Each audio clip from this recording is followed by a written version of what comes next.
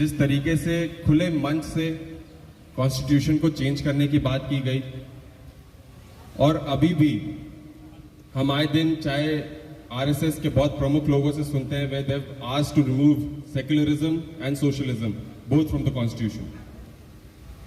So this is not a one-off exercise.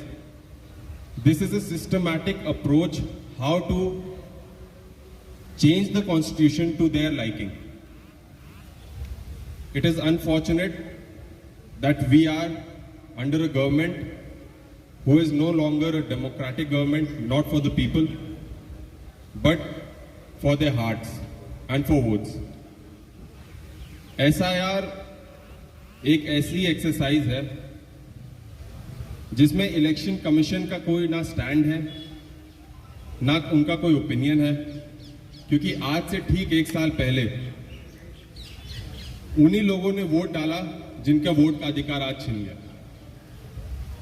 आज से ठीक 1 साल पहले उन्हीं लोगों ने वोट डाल करके उनको भरपूर बहुमत के साथ बिहार से चुनाव जिताया, जिसकी वजह से वो आज सत्ता में बैठे हैं।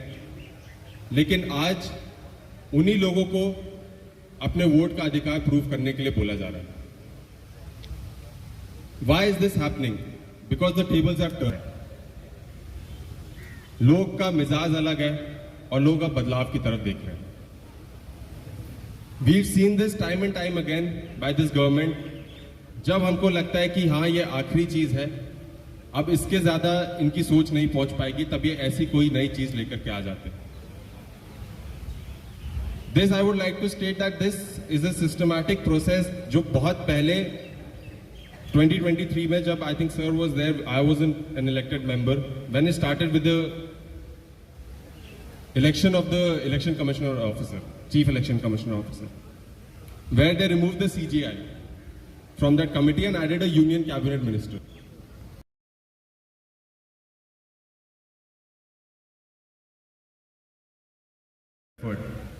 Today we can protest in parliament, but the real protest has to happen on the streets. Real message has to be floated around, and it can only be floated around when all of you all get involved. When all of us are educated enough to understand that what is going on in India. Lastly, I am also here as a new member of parliament to listen to all my esteemed colleagues as well, especially sir. But I would say when the constitutional institutions of India stop functioning to protect the citizens of India and start functioning as silent partners to the government's ideology, then we have to ask ourselves, where is India? Where is India standing? And where is the sovereignty and the integrity of these institutions? Finally, like I said, whatever message we get, जो भी मार्गदर्शन हमको यहाँ पे मिलेगा, we have to take that and spread that, because this is just not a one-off exercise, and this process of attacking the Constitution of India, attacking our rights, your rights, has started, and this must be stopped. Thank you very much, and thank you very much for having me.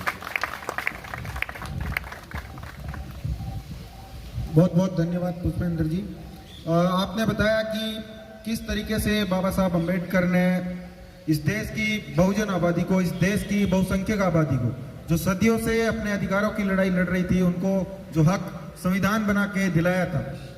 आज का ये RSS और BJP का जो एक सरकार और जो सिस्टम है, ये उसी कॉन्स्टिट्यूशन, उसी संविधान पर हमला कर रही है, ताकि जो बाबा साहब अम्बेडकर ने लड़ाई लड़के जिन बहुसंख्यक आबादी को, जिन राइट टू वोट उनसे छीना जा सके, उनको जो पब्लिक एजुकेशन का सिस्टम है वो हक उनसे छीना जा सके।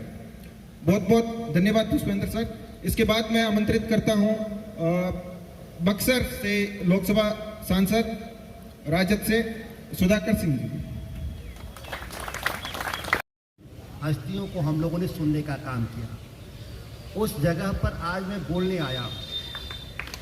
एक लंबी यात्रा, 95 मैं दिल्ली यूनिवर्सिटी से जब ग्रेजुएशन कंप्लीट किया तो लगभग ज़्यादा वक्त वीकेंड में यहीं रहता था जेएनयू में।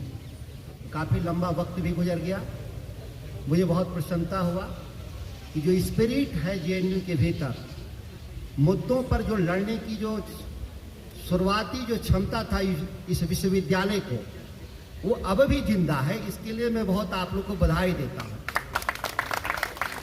मुझे याद है इतिहास की किताबों के जरिए 80 के दशक में जहां का ताकतवर छात्र यूनियन होता था, जब देश के प्रधानमंत्री को भी एक बार ना कहने की क्षमता रखता था कि इस कैंपस में आप माफी के साथ ही वापस आ सकते हैं, तो आप उस पीढ़ी के लोग हैं जिसके ऊपर एक बड़ा दायित्व है इस देश के जमहूरियत और लोकतंत्र को बचाने की। ये कोई साधारण लड़ाई नहीं है। आप झुके नहीं, थके नहीं, डरे भी नहीं। देश का एक बड़ा हिस्सा आपको बहुत ऊंची निगाह से देखता है। सत्ता प्रतिष्ठानों की मैं बात नहीं कर रहा। सत्ता प्रतिष्ठानों में बैठे हुए लोग आज सभी को डिफरेंस वॉइस जो है, उनके लिए क्या क्या शब्द गढ़े गए, उनके डिक्शनरी में उसको दोहराने की हमें आवश्यकता महसूस नहीं करते। जिस विषय को लेकर के यहाँ चर्चा है, मैं उसके पृष्ठभूमि में 2 मिनट अपनी बात रख दूं, क्योंकि मैं एसआईआर का एक सुप्रीम कोर्ट में मैं भी उसमें एक अपीलार्थी में से एक हूं। जब देश की आजादी की लड़ाई के बाद जमहूरियत की स्थापना के लिए जब संघर्ष हो रहा था, संविधान सभा के भीतर भी बहुत व्यापक बहस हुआ, और संविधान सभा के भीतर कम बहस से ज्यादा बहस सड़क पर और चौराहों पे हुआ था कि मताधिकार किसको मिलना चाहिए। ये छुपी हुई बात नहीं। जो फंडामेंटलिस्ट ताकतें जो आज देश की सत्ता में बैठी हैं, उस समय उनका नाम और स्वरूप थोड़ा अलग था। इसीलिए इतिहास में उन्होंने 3 बार उन्होंने अपने इतिहास को डिसकंटिन्यू किया। इस बात को हमेशा याद रखें। जो पार्टी सत्ता में है, ये स्थापना काल जरूर 80 में दिखाते हैं, लेकिन इनकी आइडियोलॉजिकल ये आज़ादी से पहले उनके नाम कुछ अलग होते थे। तो उन लोगों ने कहा था उस समय भी कि जमींदार जो होगा, जिसके पास जमीन होगा, उनको मत देने का अधिकार होना चाहिए।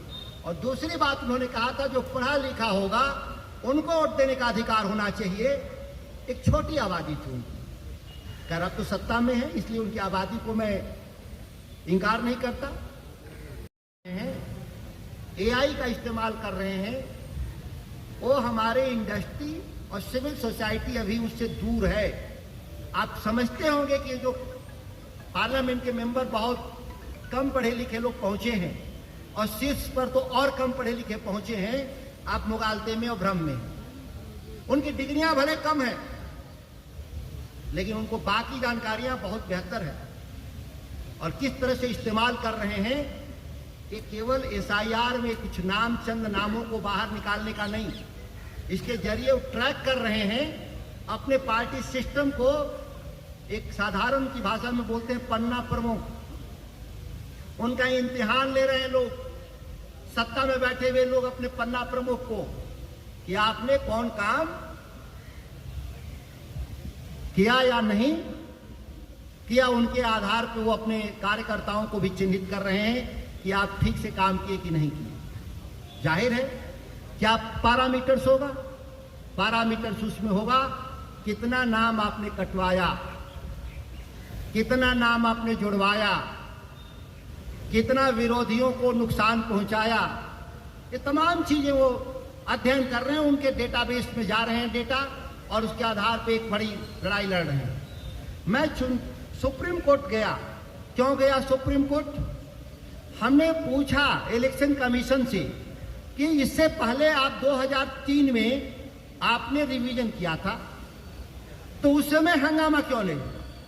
मैं व्यस्त था, वोट भी दे रहा था, और बाकी लोग प्रोफेसर साहब लोग जो हैं, आदरणीय दिग्विजय बाबू, ये सब लोग थे। तो क्या उस समय हंगामा हुआ? क्यों नहीं हंगामा हुआ? क्योंकि जो उसके जो बेंचमार्क थे मतदाता सूची में रहने के, वो बहुत लिबरल थे, और एक लंबी प्रक्रिया में हुआ था। 2003 में शुरू हुआ, 2004 में लोकसभा के समय करीब 1 साल से ज्यादा चला। इसीलिए लोगों को पर्याप्त अवसर भी मिला, समय भी मिला अपील करने का भी। यहां पे जब मैंने पूछा इलेक्शन कमीशन से कि किस आधार पे, एसओपी क्या था, स्टैंडर्ड ऑपरेटिंग प्रोसीजर क्या था 2003 में, साफ इलेक्शन कमीशन, मैं जिम्मेदारी पूर्वक कह रहा हूं, मना कर दिया कि मेरे पास कोई दस्तावेज नहीं है। किस तरीके से देश में संस्थाओं को चलाया जा रहा है कि 22 साल पुराने उनके पास दस्तावेज नहीं है, लेकिन वही एसआईआर के जरिए जब जा रहे हैं मतदाताओं से जब कागज मांगने के लिए, तो 70 साल पुराना कागज मांग रहे हैं कि आप हाई स्कूल पास है कि नहीं। आप लोगों ने 11 शर्तों में से देखा होगा, उसमें 2 प्रमुख शर्तें हैं। क्या शर्तें हैं? कि आपका जन्म तिथि प्रमाणित होना चाहिए और वह प्रमाण हाई स्कूल पास होना चाहिए। ये नहीं कि 8वीं क्लास पास है, 7वीं है, उसको नहीं, 10वीं पास। और दूसरा वो मांग कर रहे हैं जमीन के दस्तावेज। ये दोनों ही विषय को अगर देखें तो बिहार में मात्र 24%। मैं इसलिए बिहार कह रहा हूं कि ये तो देश स्तर पे होगा, सबका नंबर आना है, बाकी थोड़ा बिहार वाले ज्यादा हम लोग बेचैन है। 2-3 महीने में चुनाव होना है, लेकिन मैं इसीलिए कहा, साधुवाद दिया जेएनयू के छात्रों को कि एक राष्ट्रीय समस्या के रूप में इसको आपने चिन्हित किया और विमर्श के लिए सभी साथियों को जुटाने का काम किया। पूरे देश में केवल 200-250 परिवारों को आगे लाने के लिए नीतियां, नियम और कानून बना रहे हैं। उससे इस देश में जो आर्थिक और सामाजिक जो दूरी है वो और भी अधिक दूर होती चली जाएगी। हालांकि संविधान इस बात को उल्लेख करता है कि प्रयास सरकार का यह होना चाहिए कि अमीर और गरीब की खाई में जितना कम हो सके उतना प्रयास किया जाना चाहिए। लेकिन आज इन पिछले 11 सालों में यदि आप देखेंगे तो ये इकोनॉमी की कहते हैं हम लोग $4 ट्रिलियन इकोनॉमी हो चुके हैं। लेकिन यदि आप जो टॉप 10 या 20% लोगों का यदि उनकी इनकम निकाल दें तो हम लोगों की जो पर कैपिटा इनकम जीडीपी है वो उन सब सहारन यूनिवर्सिटी सब सहारा हमारे जो देश हैं उनके बराबर हो जाती है। आपके सामने जो आज चुनौतियां हैं उसे आपको समझने की आवश्यकता है। मैं जिस क्षेत्र से आता हूं वो आरएसएस का गढ़ है, वो नर्सरी है। और आरएसएस जो है ये मूल रूप से वो विचारधारा है जो कि अपने आप को सत्ता में रखने के लिए वो कुछ भी कर सकते हैं। उन्हें लोकतंत्र में विश्वास नहीं है और उन्होंने हमेशा से उनका यदि आप देखेंगे भी कि वे सत्ता पर हावी होकर जिम्मेदारी से बचना चाहते हैं। पता नहीं आपको कितने ऐसे लोग हैं जिन्हें मालूम होगा कि ये वो संस्था है जिसका कोई पंजीकरण नहीं है, अनरजिस्टर्ड सोसाइटी है और उसकी कोई मेंबरशिप नहीं है। मेंबरशिप भी नहीं है, उसका बैंक अकाउंट भी नहीं है। तो आज आप समझ सकते हैं कि ये वो समूह है जो देश पे आज पूरी तरीके से कब्जा किया हुआ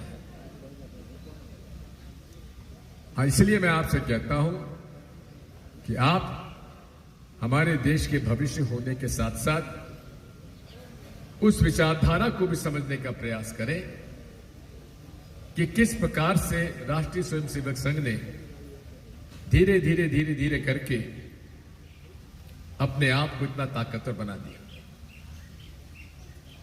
ये आपके पास आएंगे, बड़ी मीठी बातें करेंगे, समझाने का प्रयास करेंगे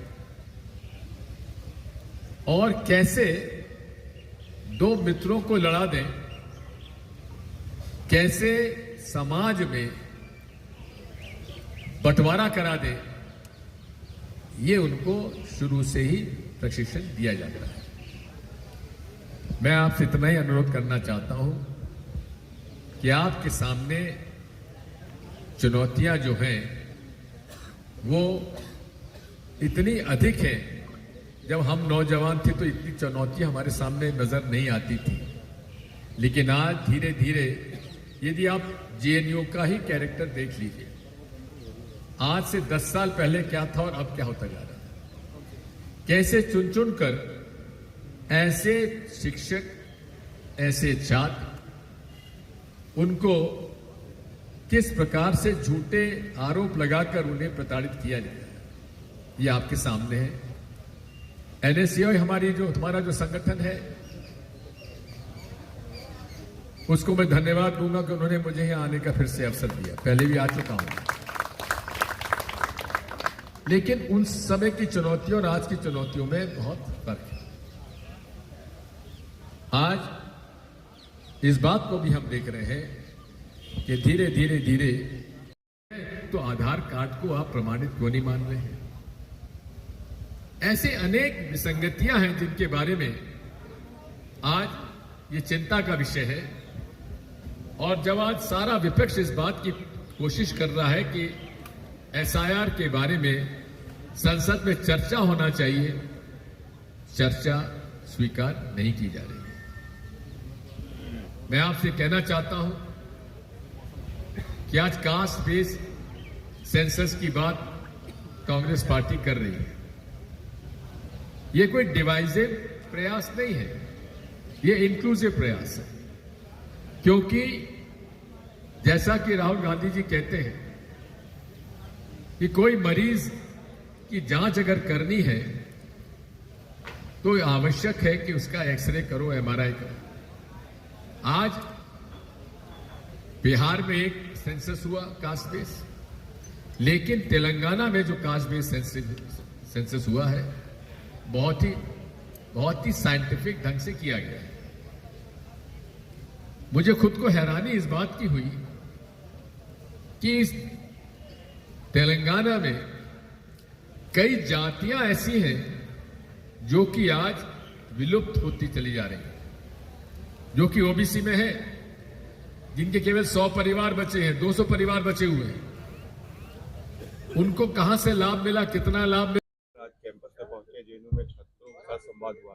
किस तरीके से देखते हैं बिहार में जो मुद्दा चला ऐसा रहेगा, वो कहां तक जाएगा?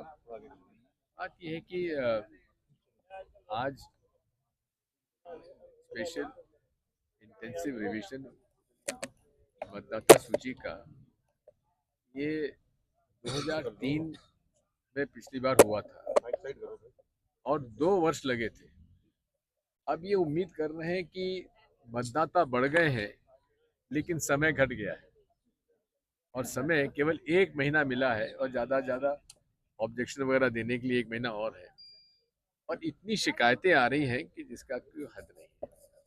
ये पूरा का पूरा ये कुटिल प्रयास है, जो सत्ताधारी दल है उसका ये कुटिल प्रयास है कि अधिक से अधिक वो लोग जो उनके समर्थक नहीं हैं उनके वोट काटे जाएं और उसमें जितनी गड़बड़ी हो सकती करने का वो प्रयास कर रहे हैं।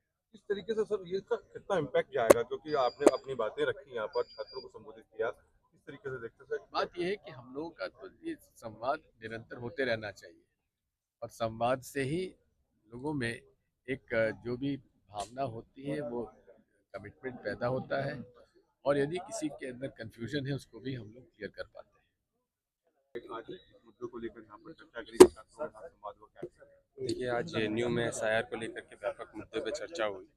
किस तरीके से सिर्फ बिहार में नहीं पूरे देश के लोग डेरे सहमे से हैं कि कल को उनका नंबर आ जाएगा, कल उनको दस्तावेज प्रस्तुत करने के लिए बोल दिया जाएगा, उनके वोट का अधिकार छीन लिया जाएगा।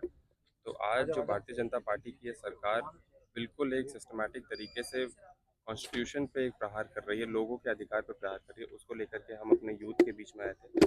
और यूथ के बीच में इसलिए आना ज़रूरी है कि ये बैकबोन है हमारी कंट्री का, यही हमारे मैसेज को आगे पहुँचाएंगे, यही लड़ाई लड़ने का काम करेंगे और यही मुझे लगता है इस मुश्किल की घड़ी में हमारे साथ खड़े रहेंगे।